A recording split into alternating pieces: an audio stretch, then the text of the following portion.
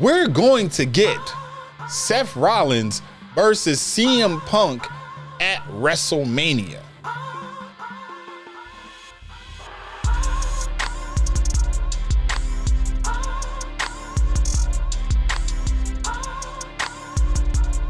What is going on, everybody? It's I, the Franchise here, one half of the Royal Club Wrestling Podcast. I know, it's been a minute. Last time was Thanksgiving, right before Survivor Series, and a lot, and when I mean a lot has happened since then. So I don't want to waste anybody's time today. Let's jump right into what we're talking about. We're going to be talking about what everybody's been talking about, the big return. Okay, we had 3 returns at Survivor Series. We had R-Truth return.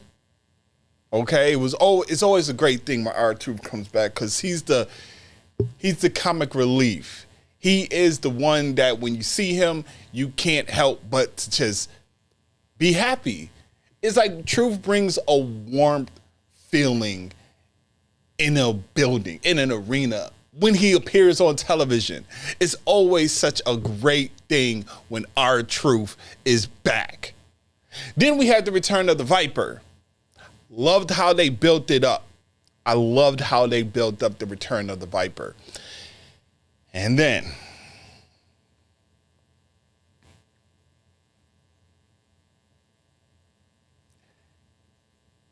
I'm not even going to call him the prodigal son because he's not. I feel like that term is best used for Cody.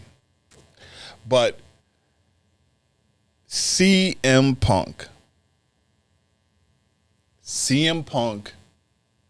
has returned to the WWE. He has returned home. And I know that's a lot of people feel a certain way about hearing CM Punk say he's home. And I'll get into that. I'll get into my thoughts on that. If you did catch the Instagram live immediately following Survivor Series, I basically gave my thoughts, my instant reaction to the return of CM Punk. If you've been following me, I've been very outspoken on how I didn't really want to see CM Punk back in the WWE because, I just felt like it would be very hypocritical of him. He would be a hypocrite for him to be dragging WWE for so long, his displeasure for WWE, and then to have him just appear back like it was like, oh, I'm back and all is well in the world. But then I had to think about it. We've seen countless superstars from yesteryear, from the past, who had issues with the WWE. From Bruno Sammartino to Bret Hart to Ultimate Warrior, Scott Steiner. You name the list of wrestlers, of superstars who have had their personal issues with the WWE.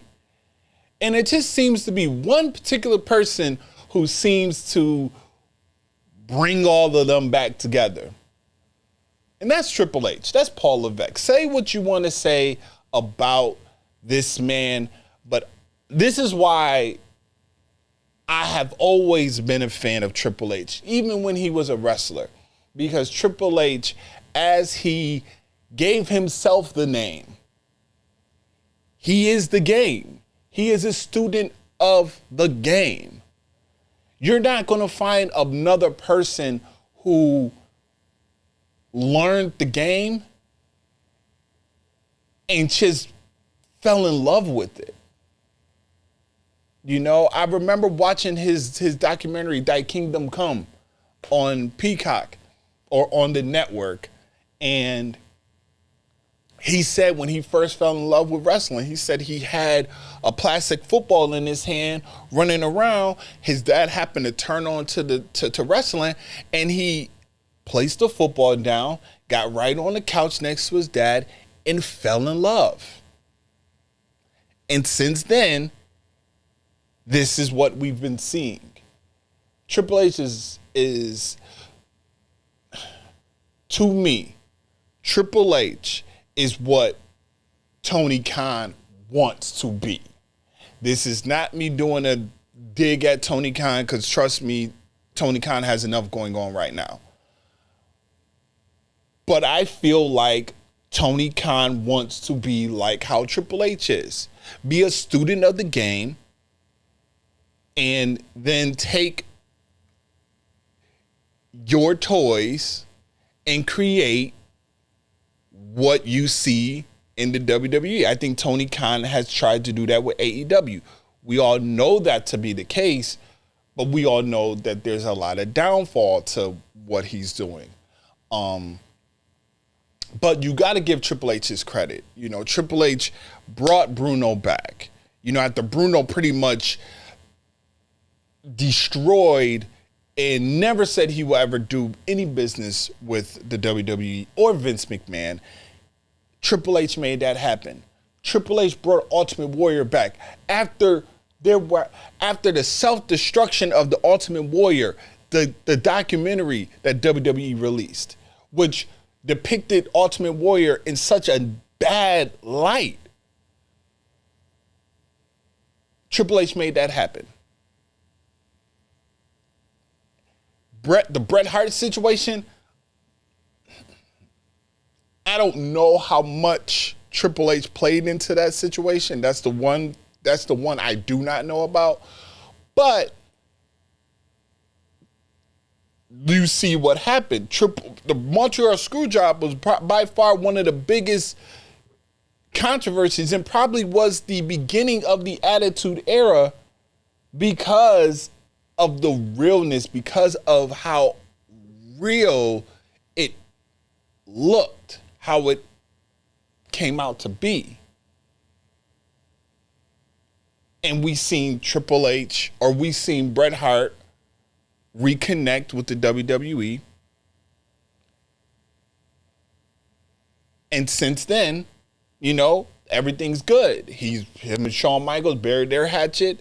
You know, they were able to even do a WWE documentary, like a WWE special with them two, going back to their time, getting into the Montreal Screwjob, then what happened after the Montreal Screwjob, and everything in between, you know.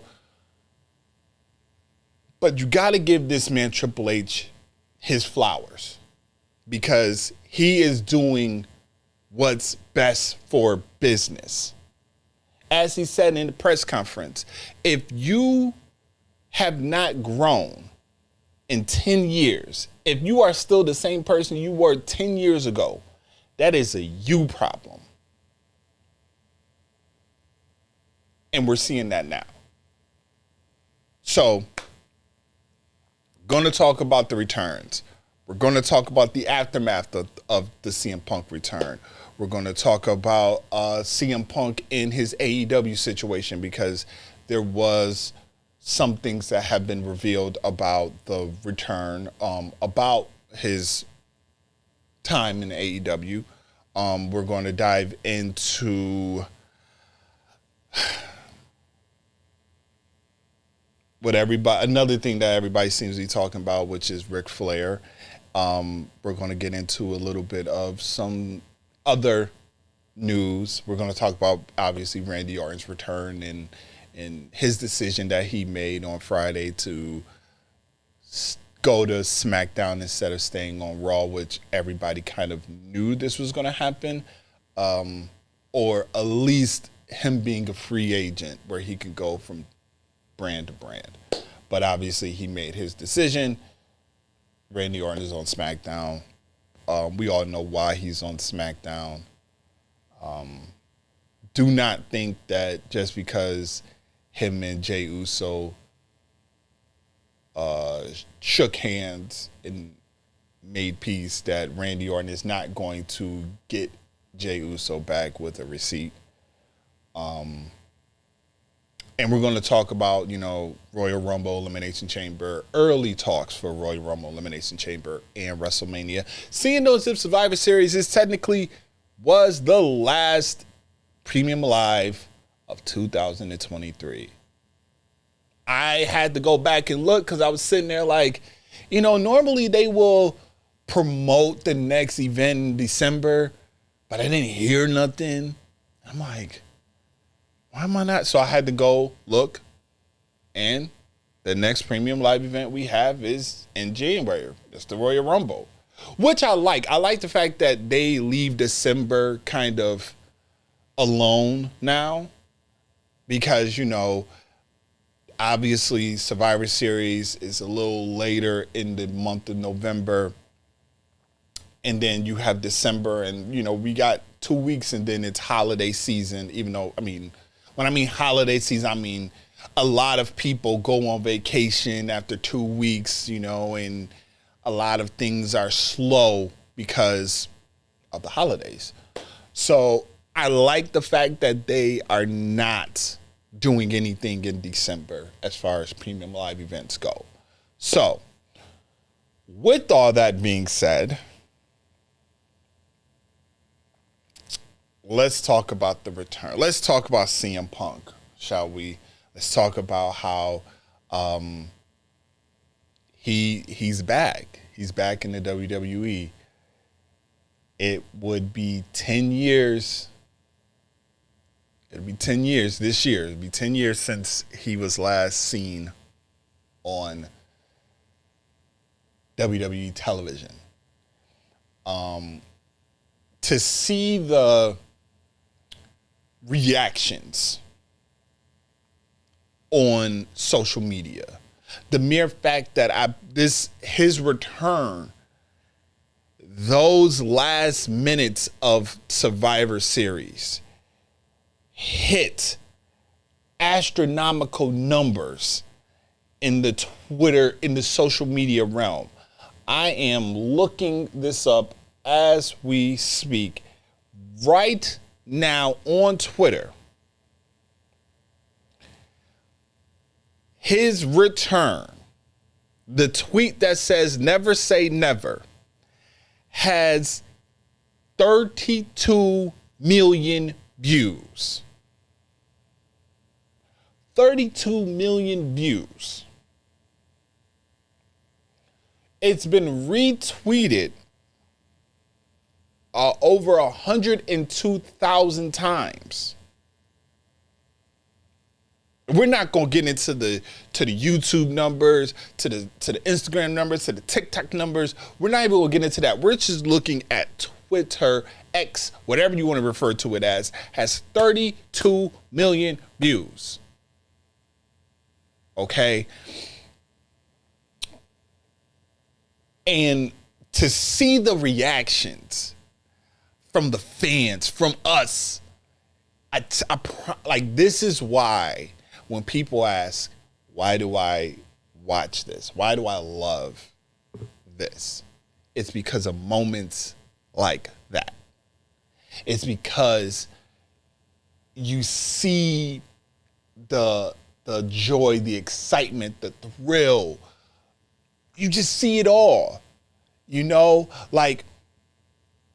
There was one video. It was a husband and wife, I believe. He had his black CM Punk shirt on. His wife is sitting next to him.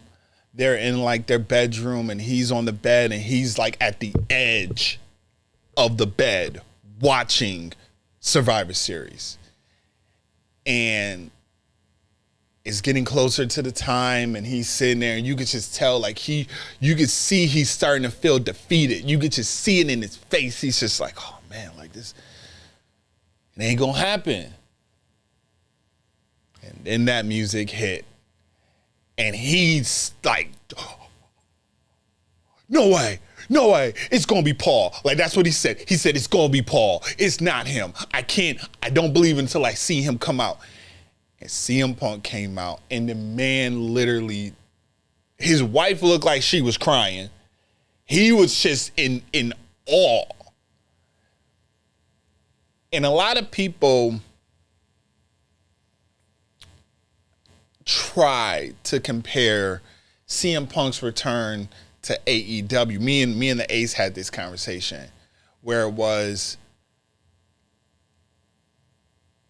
I believe the Ace had said something to the degree, and Ace, if you see this, you know, I know you said that you were going to record.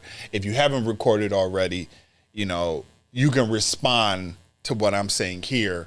But I believe the Ace had mentioned to me that CM Punk's return to AEW felt bigger, had more importance than CM Punk's return to the WWE. I will beg to differ, and here's why. Yes, CM Punk's return to wrestling in period was a big thing. You know, we all know the infamous picture or the video clip of when CM Punk returned and the guy in the crowd crying, had his hand out like this, like he's in tears. That was a big deal. It was huge. But coming back to the WWE, to me, is bigger because we never thought we would see the day that CM Punk will return to the WWE company. Now, everybody wants to say, yeah, well, franchise, he returned, he was a part of the backstage thing. That was a Fox event. That was Fox. He was under contract with Fox, not WWE. So him coming back to the WWE, entering the All-State Arena, entering in front of a live crowd in Chicago. Grant, this man is it was a perfect scenario. But I think whether Chicago, Philly, New York, Toronto, Long Island, any place you go, anywhere Survivor Series would have been, if CM Punk returned, that crowd was going to lose their shit. But it was bigger because it's in Chicago. It's in his hometown. As I told the Ace, I was about to refer to myself. As I told the Ace, think back to what he said in his promo, which was very lackluster. It was it was bad, you know, but he said something which proves why I say that his return to the WWE is bigger than his return to wrestling in whole and going to AEW. Because he said for 9 years, you sat in these arenas and you chanted my name. That's a fact. Every time they were in Chicago, every time something happened, something was, even if it was like, okay, the crowd is just going to hijack the show, they will chant CM Punk, CM Punk, CM Punk. They did it in Saudi Arabia. His name was being chanted across the globe in WWE arenas. So when you think about that, that's why it's a bigger deal, because no matter what, these fans, the universe, the WWE universe, never forgot CM Punk. They never forgot CM Punk. Even when they would, certain people would take certain jabs, like a Triple H, or, you know, I believe maybe a Paul Heyman might have done it from time to time. They never did. They never sat there and said, oh, we're going to erase CM Punk. And when he came out on Monday and he said, y'all never forgot about me, I am grateful. I appreciate that. I'm home, because he knows this is where he belongs. Yeah, AEW was cool. It was cool. But he belongs here. This is where he became a household name. He got his start. He got his indie buzz, and everybody knew about him from the indies and you know, that world. But in the mainstream world, he learned. He became the best in the world in the WWE. You cannot tell me he didn't. So to see him return, and to see the excitement and the thrill and his joy, you see, like, he's genuinely happy to be back. You know, he said that a lot of people, he was embraced by a lot of people backstage. He enjoyed and felt the acceptance. You can't help but to be happy for this. I did like his wise man comment where he said, you know, when he made reference to it, and he said a wise man. And we all know who he's talking about. He's talking about Paul Heyman. Overall, after, you know, thinking and seeing now it actually happen, as I said earlier, it's what's best for business. CM Punk being back in the WWE is what's best for the business within WWE, within wrestling in a whole. So a lot of people thought CM Punk on WWE television with a live mic, oh, he's going to bury AEW. And he didn't. He didn't. He might have did a small little jab at them at the end without saying anything, but prancing around the ring as a certain EVPs did when they were in Chicago, I believe it was, after the announcement of CM Punk being terminated from AEW. I feel like that might have been a little dig at them. But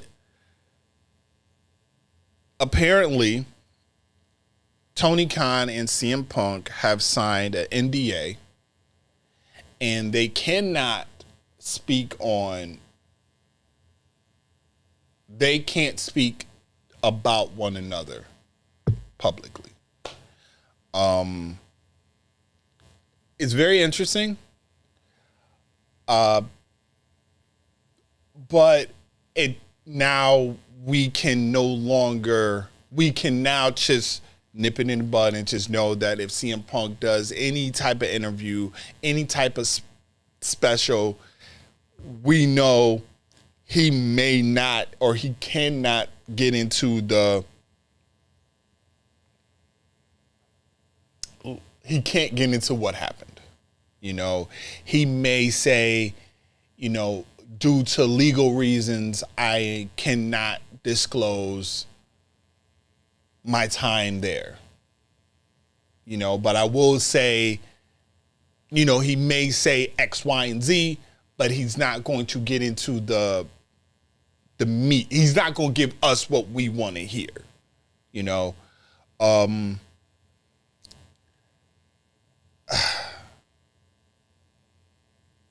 was very interesting because I know that there was talk that Brian Danielson, was a part of the disciplinary committee that initially ruled that, CM Punk should be let go.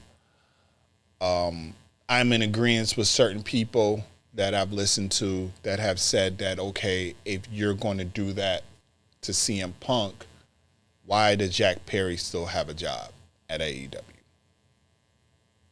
If you're going to let one go, you got to kind of technically let the other one go as well. A lot of people felt like when they initially seen, like I did, when I initially seen that Brian Danielson was a part of the committee, I said, oh, this is just great.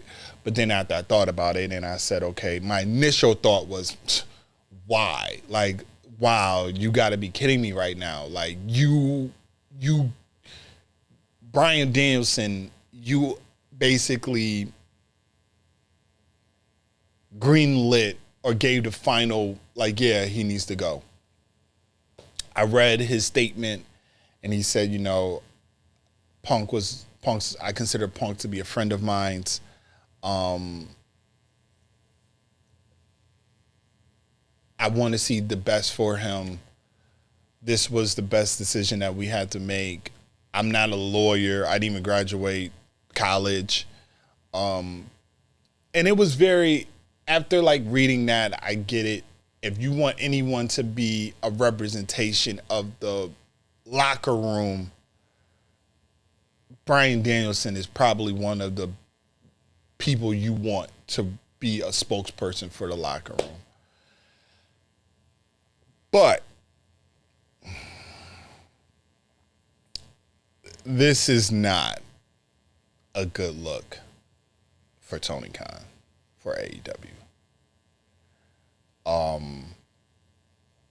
Having CM Punk, your biggest draw, leave and go back to the WWE right before they kick into gear for WrestleMania. It is not a good look. Because think about it. WrestleMania 40 in Philadelphia. They are building this WrestleMania to probably be the greatest WrestleMania ever. And y'all know, I've always said, to me, the greatest WrestleMania was WrestleMania 17 in Houston. It was the Austin Rock. It was a TLC match. It was Vince versus Shane. Undertaker versus Triple H. That card, top to bottom, I will take the Pepsi challenge with anybody to tell me what WrestleMania was better than WrestleMania 17. In my opinion, that to me is the best one. And a lot of people probably say the same thing. I believe a lot of people will say that WrestleMania card was, you couldn't get any better than that. But they're looking to build this WrestleMania 40 to be the greatest WrestleMania. And now that you have CM Punk back into the equation and the matches that we could possibly see, and I will get to that later, but the matches that we could possibly see for WrestleMania, we already know they go all out for WrestleMania. Now with him back, get ready. It will, AEW, there's literally nothing or no one AEW can get that is going to trump WWE and them getting CM Punk back. No one. No one. Who? Who?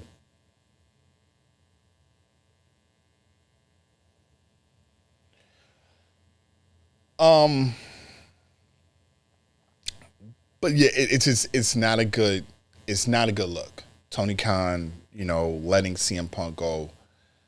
Like I said, it's why?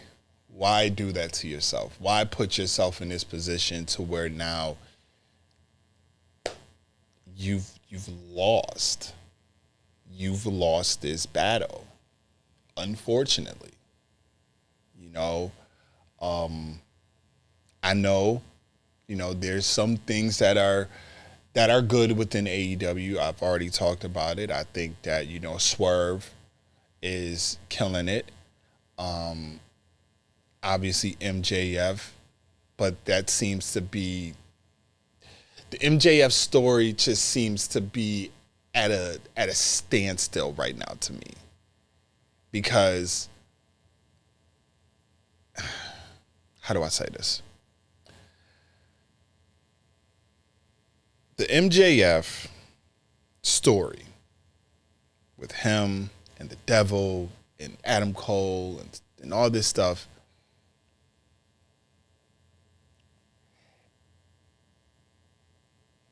if we compare this to the Bloodline storyline with Sami Zayn, there was never a point where Roman Reigns ever appeared to be a face. We always knew Roman Reigns was a heel.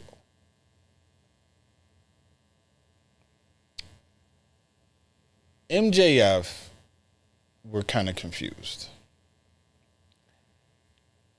We know that now he is he's our favorite, he's our douchebag, he's our scumbag, he's, whatever you want to refer to him as. But it just, it doesn't really sit well with me the way this is now going.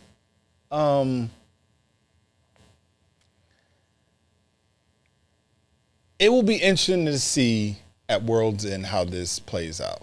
Because I believe at World's End we will get the devil being revealed. In my opinion, and I think everyone will be in agreement now that we know that CM Punk is in WWE, it's Adam Cole. I've always thought it was going to be Adam Cole. To be honest with you, I kind of originally I wanted MJF to be the one to turn on Adam and be like, well, I mean, I'm the devil. But then it made me think about, and someone said this and it made me really sit there and say, I never thought of it like that. The reason MJF is the way he is, and this is not on my docket of topics, but you know me, sometimes I go on tangents. MJF always had a guard up. And whenever he let his guard down, he always ended up getting screwed over. And it always made him then put his guard back up, and he revealed himself to be the devil. Adam Cole allowing or getting MJF to bring his guard completely down. And then when it's revealed that Adam Cole is indeed the devil, we're going to then see MJF go back to, this is why I kept my guard up. And then we're going to see MJF probably turn into this super over baby face that everybody wants to see, but kind of get into that Austin kind of vibe where he's a kick-ass person and is not initially the face. I think that's what they're trying to do with him. They're trying to make him kind of Austin-like. And that's something that it'll be interesting to see. So back to the to the aura of Tony Khan being this bad owner. Yeah, I don't think that it's a, as I said, it's not a good look. I've said this before.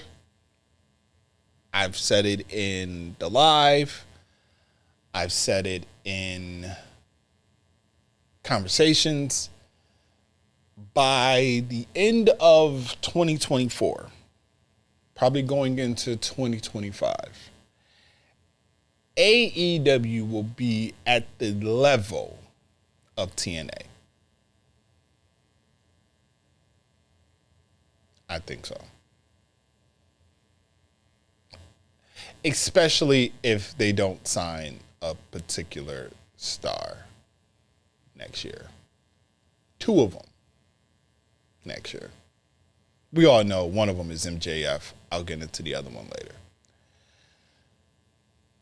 So since CM Punk has returned to the WWE, we have been seeing a lot and hearing a lot of chatter amongst the WWE universe. So much so that I have taken it upon myself to say that moving forward, I will not be listening or reading any dirt sheets, any reports. I'm going to honestly sit back and watch wrestling, sports entertainment, WWE, AEW as a not saying that I'm not a true fan, because obviously I'm doing this, but I'm going to watch it with more of the insight, more of the mind of a fan.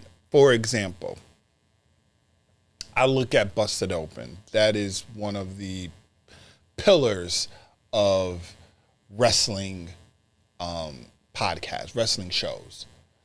And Dave LaGreca, who can literally get any source he wants,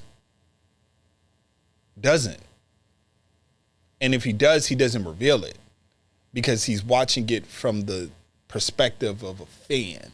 And he's reporting and talking on his show as a fan. He's not talking as like a journalist. He's not talking as someone that is reporting on stuff. He may talk about things that have been coming out, but his overall approach is of a fan. He has hosting with him active members in the wrestling business who can probably get the scoop, but because they are so dedicated to the business and know that they cannot disclose this information because it is a part of the business, they're all fans. And that's what I want to. I want to go back to being that. I want to go back to the excitement. Because like I said, CM Punk coming back solidifies, in my opinion, this year is the best year to be a pro wrestling fan. Hands down. Because think about it. CM Punk returned. Edge went to AEW. You know, numbers are viewership, membership, whatever you want to refer to. The numbers across the board in professional wrestling have increased. It has.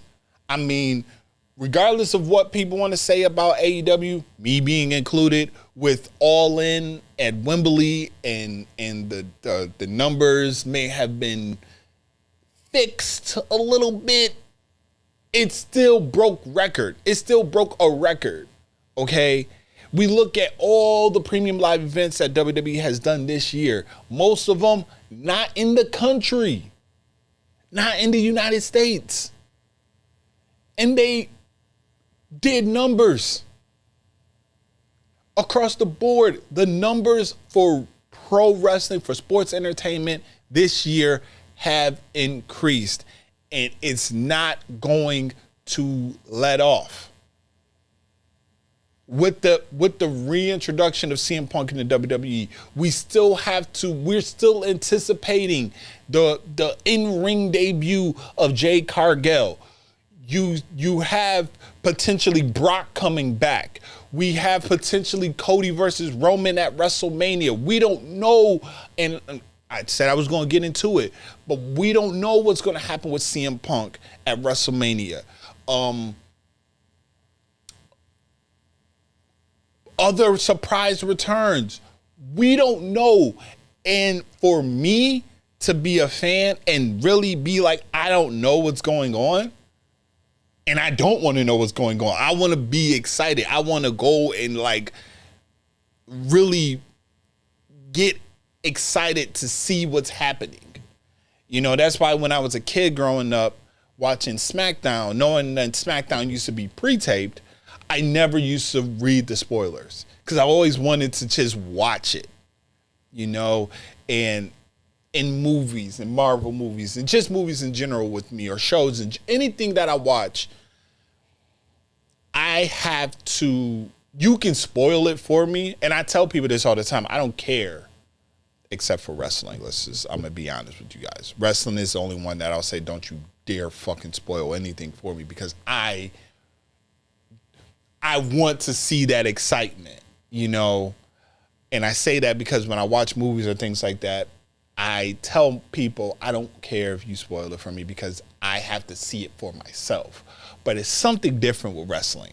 It is something different about sports entertainment that I'm like, don't spoil it for me. Don't. You know, I want to see it for myself. You know, for example, I didn't see when The Rock returned live. I didn't see it in real time. I didn't see when his music hit and he came out. I didn't see it in real time. I seen it afterwards.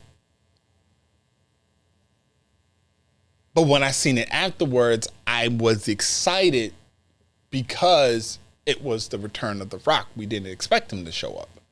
You know, when Bray came back, God rest his soul, but when Bray Wyatt came back, I damn near shed tears because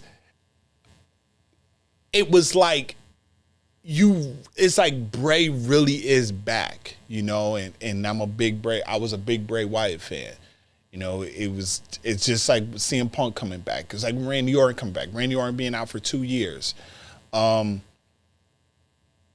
So in the midst of me saying I want to not pay attention to the dirt sheets and all this will probably be the last time I even address the dirt sheets in general, because the dirt sheets was all over the place with the WWE and with all the reports. We had Drew McIntyre. He left the Allstate Arena furious and mad and angry, and there's footage of him storming out of the ring. Even though a lot of people they didn't get into all the logistics of it, he stormed out the ring way before CM Punk came out. Way before CM Punk came out. He left immediately after the match. After War Games was over, after the ref counted 3, Drew McIntyre stormed out. You're seeing what Drew McIntyre is doing now. They released the poster for Royal Rumble. Drew McIntyre is not in the poster for Royal Rumble. He tweeted and said, and you still don't understand where I'm coming from, or something to that degree. This is what I like to see. Wrestling shouldn't be black and white. It should be a shade of gray. It should be, we don't know what's real, what's not. In my opinion, this is all about a storyline with Drew McIntyre. And then let's talk about the one person who gained the most attention with the return of CM Punk. And that, my friends, is Seth freaking Rollins. Seth Rollins appeared to be a little disgruntled with the return of CM Punk. You see the photo right here. He's sitting on the steps as he's looking at CM Punk. Doesn't look too happy, does he? Then we have this video right here. The video that's been circulating all over the world of Seth Rollins going crazy, having to be restrained by Michael Cole. And everybody seems to be in a panic and all this and the third. We even seen at one point in time, Rhea Ripley had kind of flipped them off, and everybody seems to be like, oh, Seth Rollins is really upset that CM Punk is there, and Seth Rollins went in the back and had to be restrained and told everybody that he better not be here when I get back or I'm going to fuck him up or whatever he said. Let me make some, let me just state my opinion on this matter. If this was Vince McMahon who orchestrated this return, Vince McMahon probably would have not sat down with a Seth Rollins, a Roman Reigns, or any of the top name stars to let them know this was going to happen and get their thoughts. I don't think Vince would have did that. Triple H, especially with Seth Rollins, because Seth Rollins is one of his guys, I don't think Triple H would blindside Seth Rollins like that. As Triple H alluded to in his press conference, there was no talk of CM Punk returning until the talk died down and we came around. It wasn't until like the tail end of the day or the weekend. A lot of things started to play itself out to make you feel like CM Punk was coming back. Okay? One of the things is they remastered Cult of Personality. And reason why I believe they remastered it is because if Tony Khan bought the rights to the original one, if it's remastered, it can get purchased again. So, I feel like Tony Khan still has the rights to the original one. But when it got remastered, Triple H and the WWE bought those rights. And Triple H, to what they said, took over the last 10, 15 minutes of the show. Lower third came out. We all know the rest. But do you think that Triple H is going to sit there and blindside his guys, blindside his top people, and not let them know that this is what's going to happen? I feel like they did that intentionally. Then you see the footage. CM Punk is waving.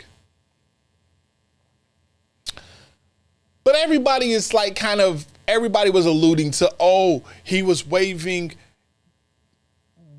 and that's what set Seth Rollins off. And Seth Rollins was going off and they're showing the video and you've seen the video. But no one, very few showed that he was waving at Randy Orton. He did the Randy Orton pose. Randy Orton is sitting in a chair in the cage, in the ring, waving at him. I think he even did the clobbering time thing. Like, it was them two just interacting with each other. Seth Rollins then made it like, oh, he's losing it. Then we go back to when CM Punk got suspended from AEW, and this is when they were promoting 2K, and Seth Rollins referred to CM Punk as a cancer. Don't come back. We don't want you back. This and the third. People tend to forget Seth Rollins is a WWE guy. I truly believe if there's one person that will never leave and go to the competition, it is going to be Seth Rollins. He is WWE through and through. He will wave that flag like I waved the flag for the WWE. And I truly feel like with him doing this, it's all a part of the story. He thanked Seth Rollins. Seth Rollins thanked CM Punk because CM Punk originally wanted to create a faction with Seth Rollins in it. It was Seth Rollins, Dean Ambrose, and I believe Chris Hero, I believe it was. They replaced Chris Hero with Roman Reigns, and they formed the Shield. The rest is history.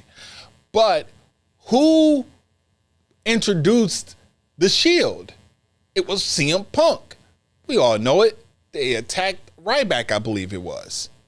So we all know that he got his start in the main roster through CM Punk.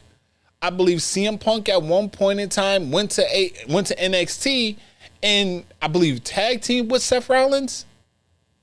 So there's a mutual respect between the two.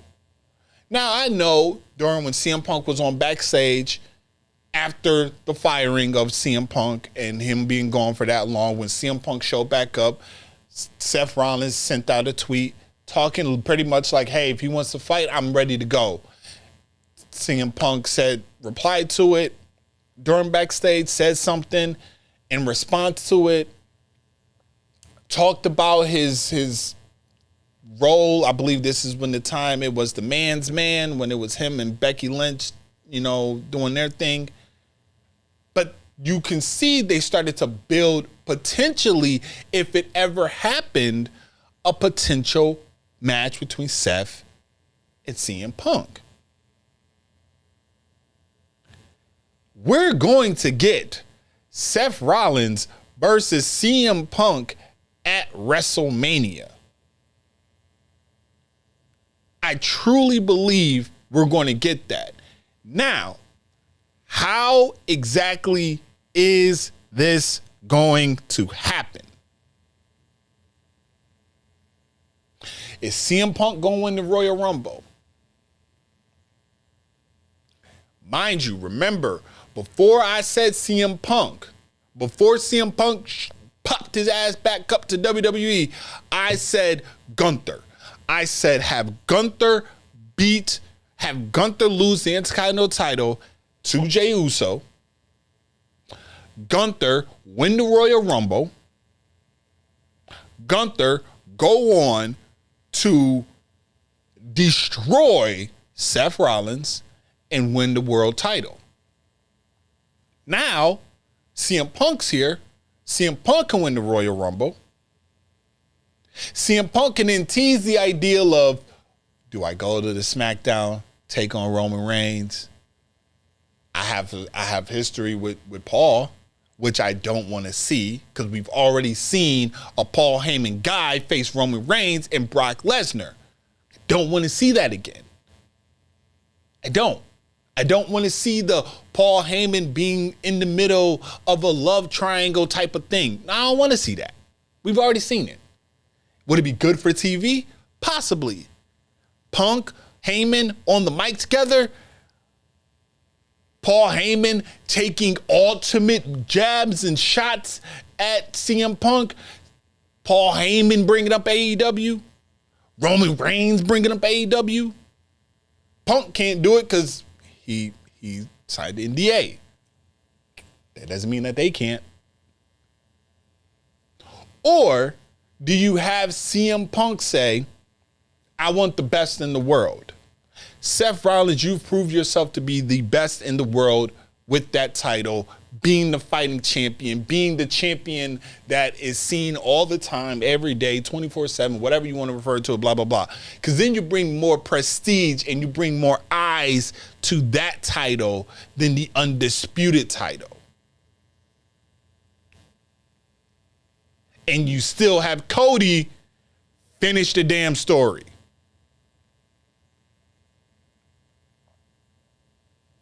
Or you can have the match that has been in the atmosphere, in the world, in the universe since they had a sit down with JR. And that is Stone Cold Steve Austin and CM Punk. You want to talk, you need that attraction match for Mania? CM Punk versus Stone Cold Steve Austin. We seen Stone Cold and Kevin Owens. Stone Cold was in great shape. Stone Cold looked like he could still go. You get him and CM Punk? You could. We don't know though. That's what I love right now. Is we do not know what to expect. Now everybody's talking about, oh, he was upset, he was this, that, and the third. But think about this. If Seth Rollins was really upset, why the hell would he cut this promo after Survivor Series during this live show? Right here.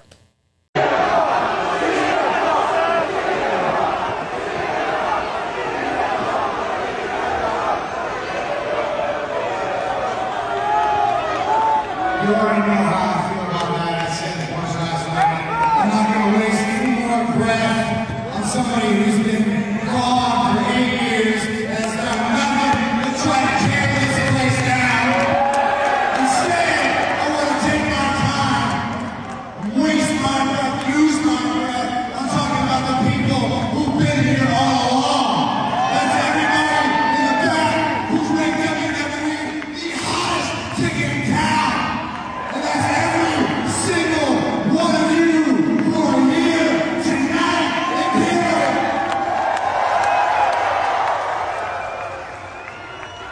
I'm not doing this on the side. Why? Why would he then go on Raw and do the same thing? Could we possibly see a Seth Rollins change of character? Can Seth Rollins go from being the fan favorite, everyone singing his song, he comes out like he's the fan favorite, to now him being like, y'all are cheering and y'all are embracing this man who turned his back on us?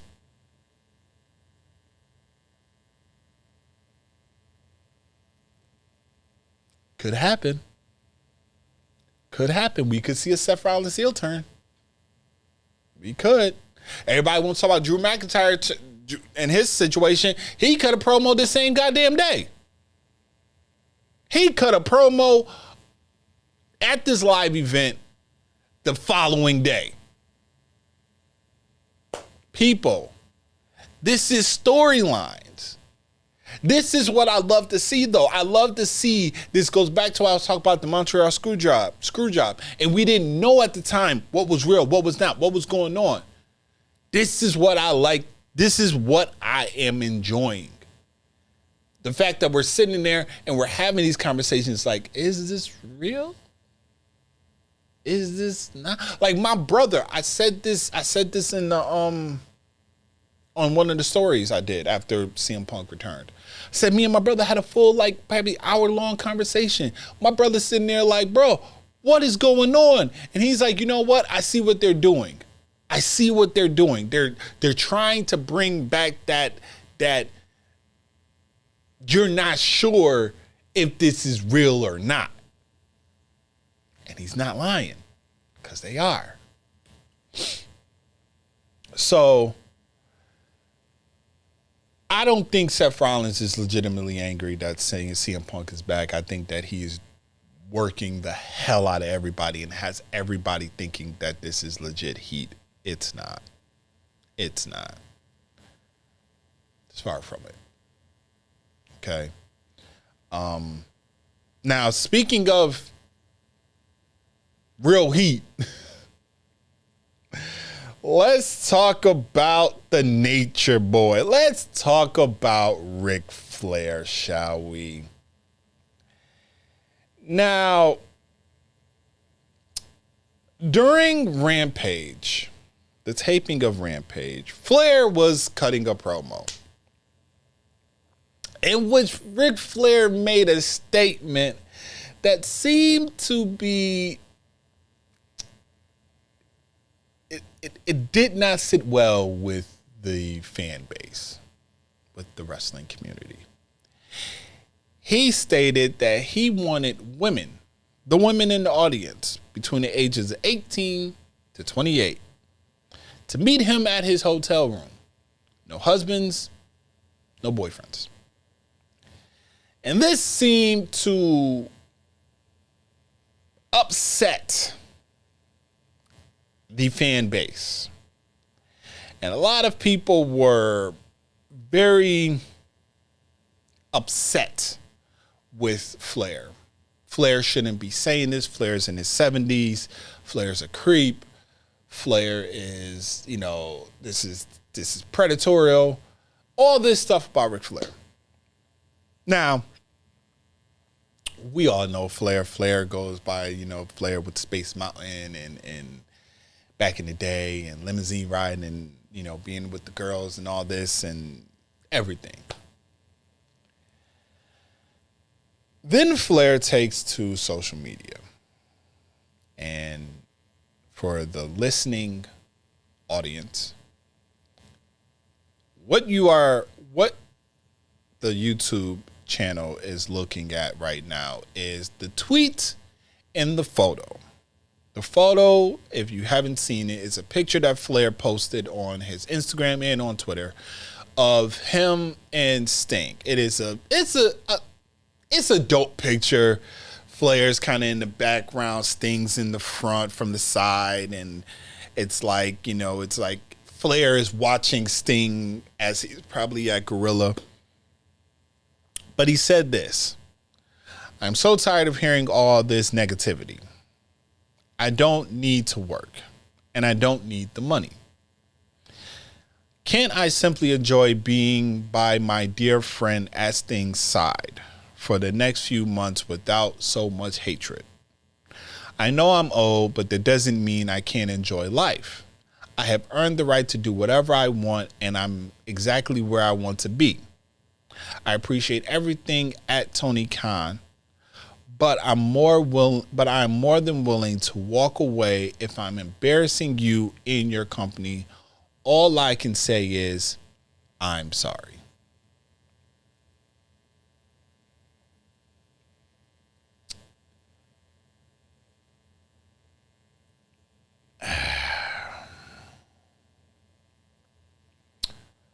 Vince McMahon and Ric Flair are ideally around the same age. Vince McMahon had to step down from the WWE because of allegations. We all know of the dark side of the ring. We talked about it on this platform. And the dark side of the ring gave you an insight on what Ric Flair was all about. So much so that I believe that dark side of the ring made the WWE kind of distance themselves away from Ric Flair.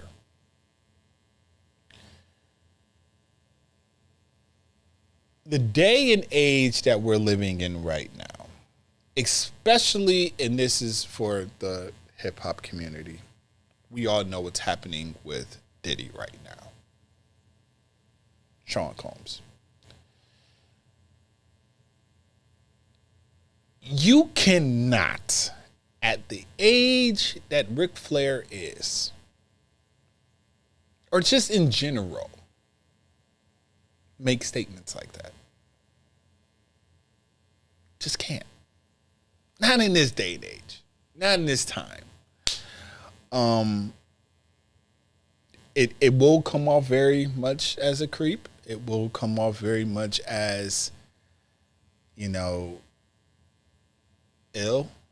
kind of in that breath, in that realm, in that space, it comes off that way. It's not a good look.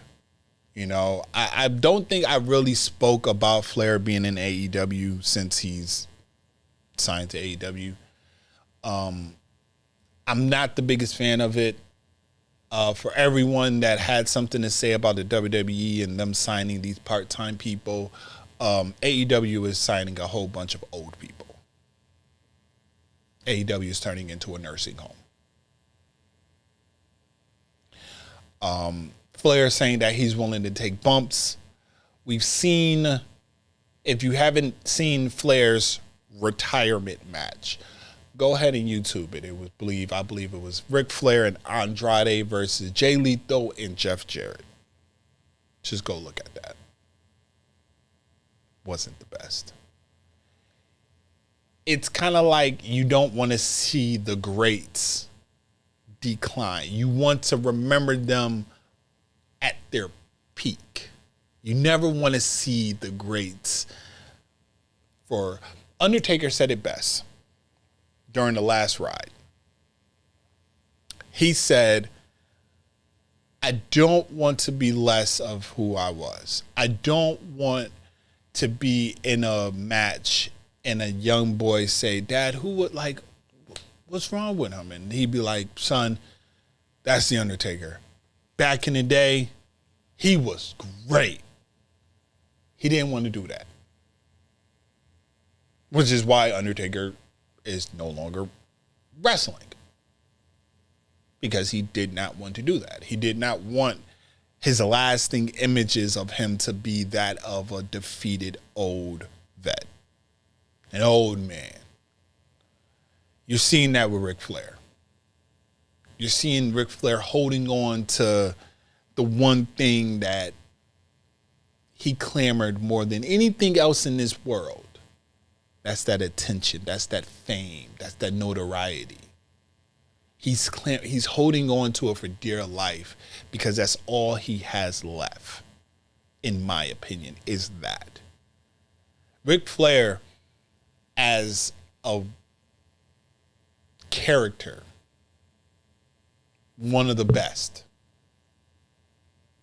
Okay? One of the best. In my top 10. Okay? In my top 10.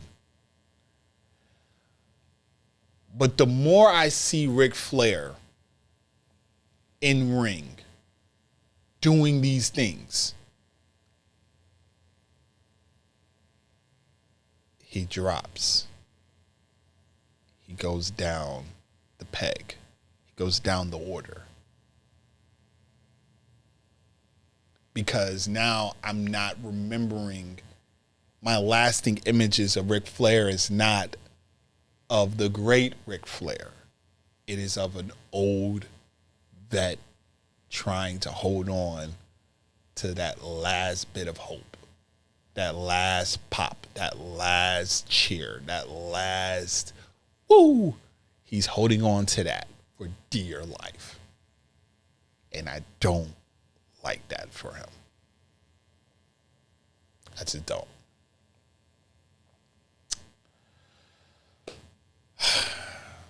So before I wrap up, I wanted to just go through a few quick little takes real quick. Let's talk about the Viper returning to wrestling. First and foremost, Randy Orton is in his Brock Lesnar phase, okay? I seen that man come out at Survivor Series and was like, that man is fucking jacked. Like, just, yeah. Great shape. Great to see Randy Orton back. Not really a big fan of the babyface Randy Orton. You already know how I feel about that. He has alluded that he's going back at the bloodline. He's going to get his get-backs at him. You see that he RKO'd Jimmy Uso on SmackDown, signed his contract to SmackDown, told Paul Heyman, let Roman Reigns know that Daddy's back. I don't like the Daddy's back or Daddy's home reference. I know he did that play with Rhea because Rhea was like, this is Mommy's house, I'm Mommy. And he said, well, if you're Mommy, I'm Daddy, type of thing. I believe they even have a t-shirt or a Randy Orton t-shirt now that says Daddy's back or Daddy's home or something like that. As I said earlier, I do see him getting his receipt back at Jey Uso. Where do I see this happening? At the Rumble. clearly that's going to happen at the Rumble. He's going to RKO him. He's either going to RKO him or eliminate him from the Royal Rumble itself, or both. No, he's not, because he's facing Roman Reigns at the Royal Rumble. So I can see him doing something prior to. I wish he would have RKO'd him on Monday, but that didn't happen. Obviously, he's going to be challenging Roman Reigns for the Undisputed Universal title. We all know that he's not going to win, but we'll be interested to see how this plays itself out to be with Roman Reigns versus Randy Orton. A lot of people are saying what's going to happen if he doesn't win against Roman Reigns, which he's not. Who's he going? What's his WrestleMania match going to be? Not even sure. I was thinking Solo. If you have LA Knight versus Logan Paul at WrestleMania, with Logan Paul losing the United States title and then eventually Solo beating LA Knight for the United States title. That's exactly what I see happening. So that's that. Now, let's talk about a potential return that nobody is talking about, but we here at Royal Club did talk about this. We did speak about this. We did think this could possibly happen, and it looks more so like it's going to happen. And that is the return of the boss, Sasha Banks, right now known as Mercedes Moné. I really think she's going to return.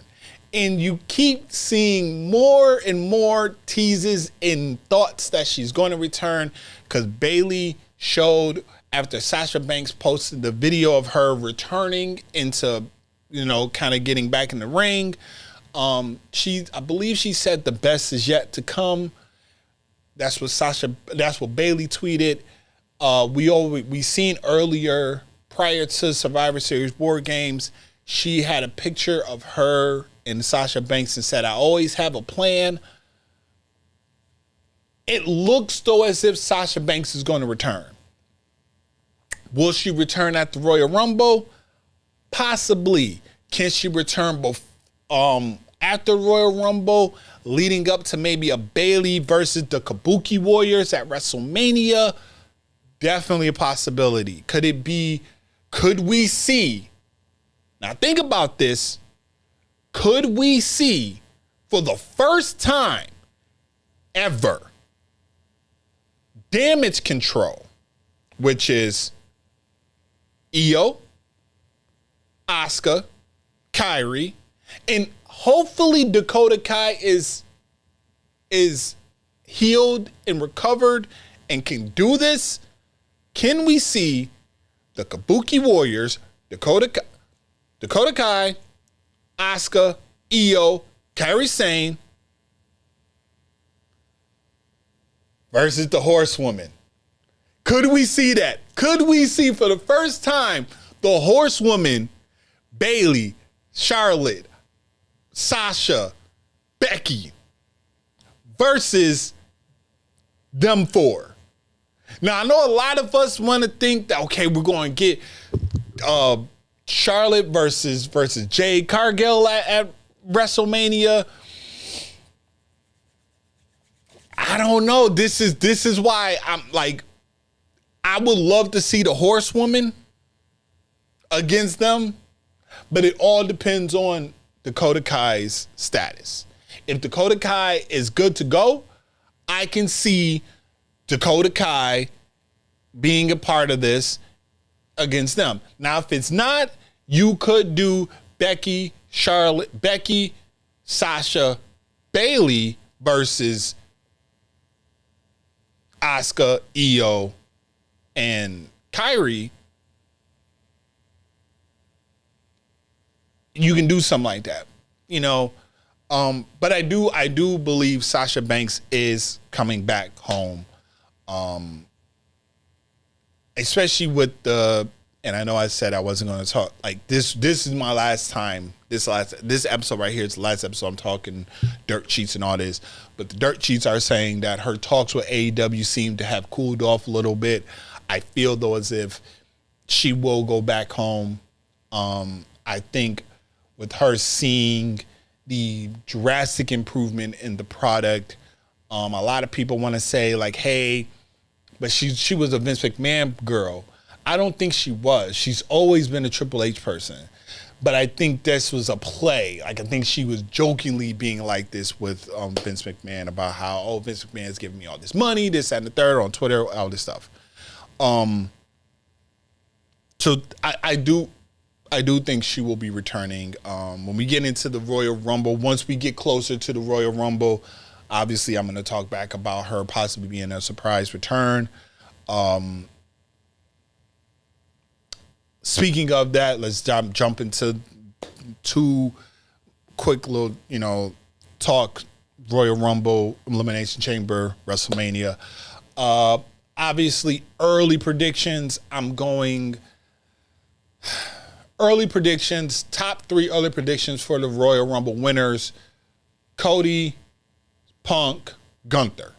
Those are my top 3 for the for the men's side. For the women's side, I only honestly have Liv Morgan. That's my only person I think I have winning the Royal Rumble is Liv Morgan. Liv Morgan winning it, Liv Morgan going on to face Rhea Ripley, Liv Morgan going on to defeat Rhea Ripley and be the one to dethrone Mommy. Elimination Chamber, I can see.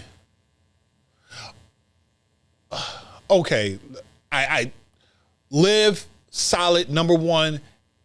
Jade Cargill will be number 2.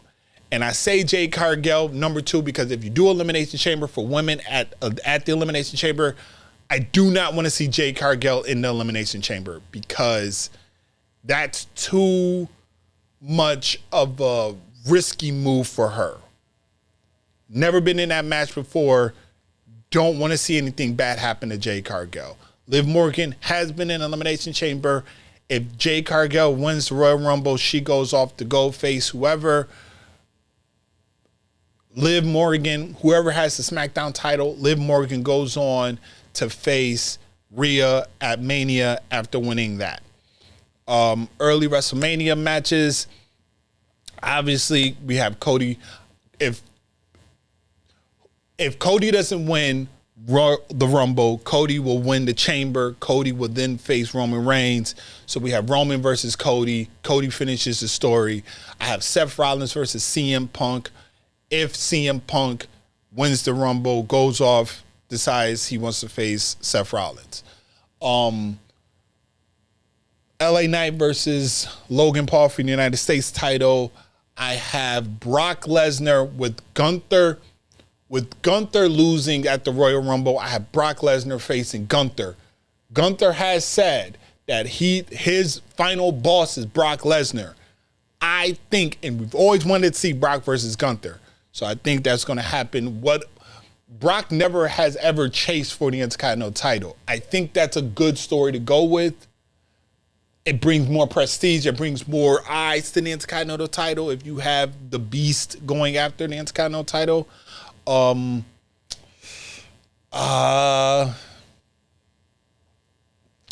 Randy, I'm not sure. Maybe Randy versus Solo. Maybe you can see that going on. Jay versus Jimmy. And that's about it for my early WrestleMania prediction matches. But as we know, what comes to WrestleMania is the Hall of Fame. These are rumors of possibilities for the inductions for the Royal Rumble. For the Hall of Fame. And it's 4 people that they are saying is going to be inducted. Obviously, because it's in Philadelphia, the home of ECW, you have to induct Paul Heyman. Paul Heyman is by far a first. Like he better be the first person announced for the Hall of Fame induction. They are saying Batista.